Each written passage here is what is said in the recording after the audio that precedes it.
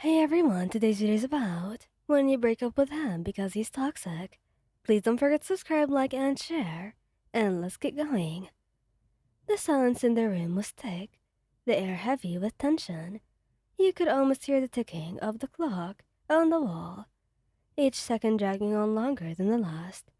Katsuki Bakugou stood before you, his eyes narrowed, arms crossed over his chest, clearly seething with frustration. It wasn't the first time that you had been in this situation, and you doubted it would be the last. Do you even understand how much stress I'm under? Bakugo's voice cut through the silence like a blade, sharp and full of bitterness. You sighed, feeling the weight of his anger press down upon you. Katsuki, I get it, I really do. But this isn't about your stress. This is about how you treat me. His glare intensified, and he took a step forward, his presence overwhelming as always. I treat you fine. It's not my fault you can't handle a little bit of heat. Heat, you echoed, your voice trembling with a mix of anger and sorrow. This isn't just about your temper, Katsuki. It's about how you push me away, how you make everything about yourself. You refuse to let me in, and when I try to help, you just shut me out or blow up. I can't keep walking on eggshells around you. His fist clenched, the veins in his neck standing out as he struggled to contain the fury that was building up inside him. You think this is easy for me. You think I don't care. I'm doing this for us, for you, so that we can have a better life, so I can protect you, Ayan. I never asked for protection at the cost of my sanity. He snapped back, your voice finally rising to meet his. I wanted a partner, not someone who protects me and can't even see past his own pride and anger. You're suffocating me, Bakugou. For a moment, his face softened, a flicker of vulnerability passing through his eyes, but it was quickly masked by his usual anger. If you can't handle me at my worst, then maybe you're the one who needs a change, he said, his tone dripping with cold detachment. The words cut deeper than any explosion ever could. You felt your heart shatter, the final thread of hope that things might get better, snapping under the weight of his harshness.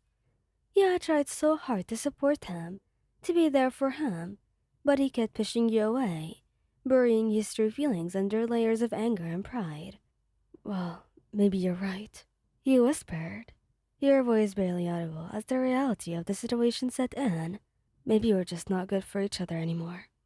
Bakugo's eyes widened slightly, as if he hadn't expected you to agree. What the hell are you saying?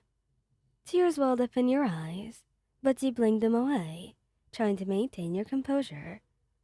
I'm saying I can't do this anymore, Katsuki. I love you, but I can't keep losing myself in this relationship. It's toxic and it's hurting both of us. He took a step back, his expression a mix of anger and confusion. You're breaking up with me? Your chest tightened at the words, the finality of them weighing heavy on your heart. Yes, you breathed out, your voice cracking slightly. I'm breaking up with you. For a long time, he just stared at you, his eyes searching yours for something, anything that might change your mind. But you could see the walls going up again, the familiar coldness taking over, as he processed what you had just said. Fine, he muttered, his voice void of any emotions. Do whatever the hell you want. I don't need you anyways. The lie was obvious, but you didn't have the energy to argue anymore. You had given so much of yourself to this relationship, but you couldn't keep sacrificing your own happiness for the sake of someone who even refused to meet you halfway. You grabbed your bag, your hands trembling as you fumbled with the strap. Goodbye, Katsuki, you said softly, trying to keep your voice steady. As you turned to leave, you heard him scoff behind you. Yeah, whatever. Don't let the door hit you on the way out. His words were meant to hurt, but you didn't let them. You had already made your decision, and you knew it was the right one. It was time to walk away from the man you loved, no matter how much it broke your heart, because in the end you had to love yourself enough. to let go. He spent the next few days and days trying to process what had just happened. The apartments you once shared with Bakugou felt empty and cold. The sounds almost deafening. You missed him, his presence, his voice, even his explosive temper. But you knew deep down that this was just for the best. You were sitting on the couch, wrapped in a blanket, when your phone buzzed. It was a text from Kirishima, one of Bakugou's closest friends. "Hey, heard what happened. You okay?" He stared at the message, not sure how to respond. He didn't want to drag Kirishima into your problems, but you also couldn't keep everything bottled up inside. "I am trying to be, I guess." It didn't take long for Kirishima to respond. "Want to talk about it? I mean, I'm here if you need to vent." You hesitated for a moment before typing out a reply. "I don't know if talking will help, but thanks, Kiri. It's just really complicated." A few seconds later, your phone buzzed again. "You don't have to go through this alone. We're all worried about you two. Okay? And about Bakugou. He's not doing so great either." Your heart clenched at that. The last thing you wanted was to hurt Bakugou, but staying in a relationship that was tearing you apart was not the answer. "I didn't want to end things like this. I just couldn't handle it anymore." "I get it. He's a tough guy to deal with, but he cares about you. He just doesn't know how to show it sometimes. Maybe you two just need some time apart to figure things out." "Maybe. I just hope he knows that I still care about him." "He knows. Trust me, he knows." You sighed, leaning back against the couch. Kirishima was right, in a way. Time apart might give both of you space that you needed to sort through your emotions, but that didn't make the situation any less painful. The conversation with Kirishima helped ease some of the tension in your chest, but the pain of the breakup still lingered. You spent the next few days trying to distract yourself. Work, friends, anything to keep your mind off of Bakugou. But every time you closed your eyes, you could still see his face, hear his voice, and feel the lingering ache in your chest. The days turned into weeks and the weeks into months.